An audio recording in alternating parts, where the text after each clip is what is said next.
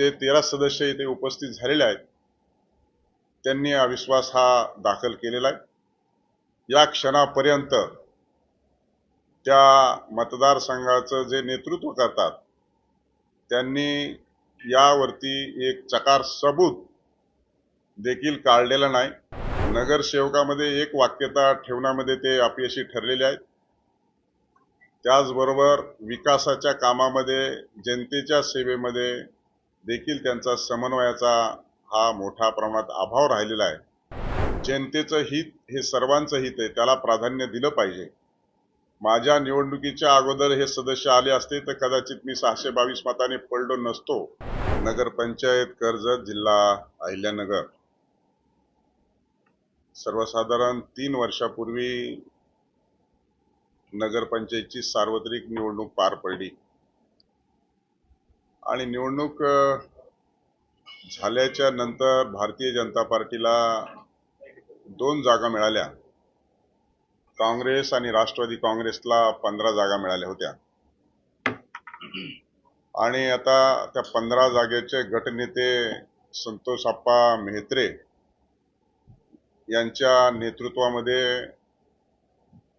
11 सदस्य हे 3 दिवसापासून सहलीवरती होते।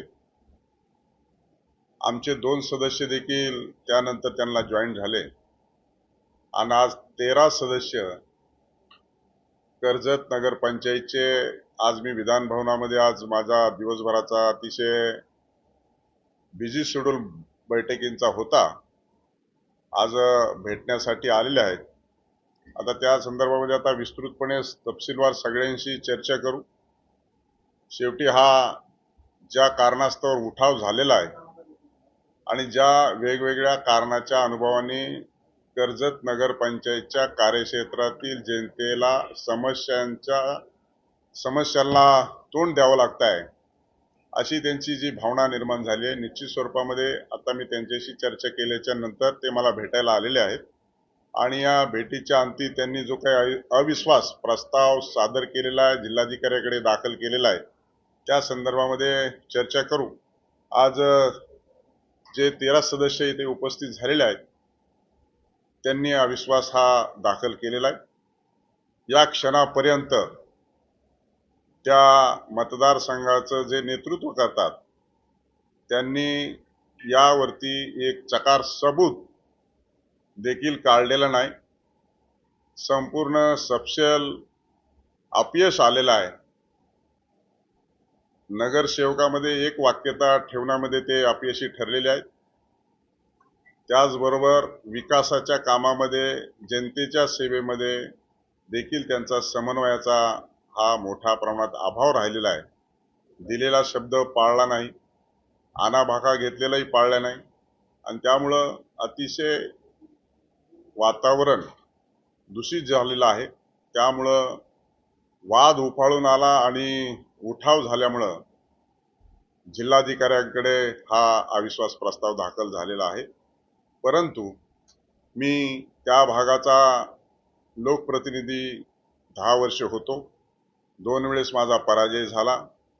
आता मी विधान परिषदेवर आणि एका उच्च पदावर असल्या कारणानं जनतेचं हित हे सर्वांचं हित आहे, त्याला प्राधान्य दिलं पाहिजे।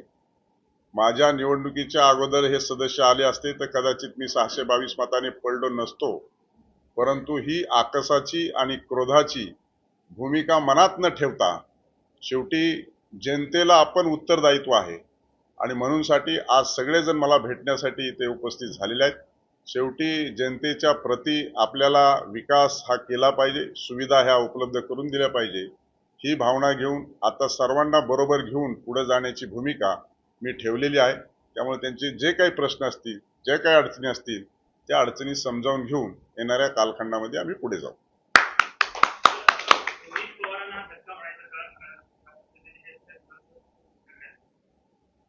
मला वाटतं की या संदर्भामध्ये या क्षणापर्यंत ते बोललेले नाहीत, याचा अर्थ त्यांना हे मान्य आहे की मला लोक सांभाळता येत नाहीत।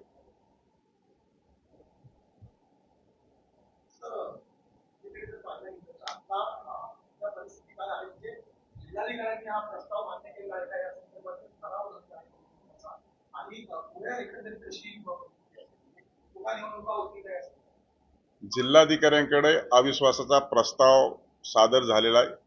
अविश्वास मंजूर करण्यासाठीची सदस्य संख्या ही 12 पॉइंट समथिंग आहे.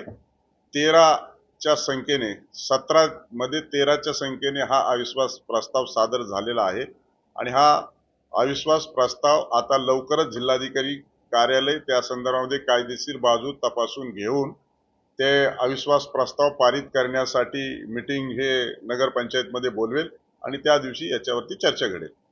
तर एक दुसरा प्रश्न आहे की राज्यमंत्र्यांना जसा कायदेशीर अधिकार आहेत ते अध्यादेश मिळाले, पण एका मोठ्या पदावर आहात, राज्यमंत्र्यांना कुठेतरी संजय या मर्यादेशी आपल्याला बोलायचे.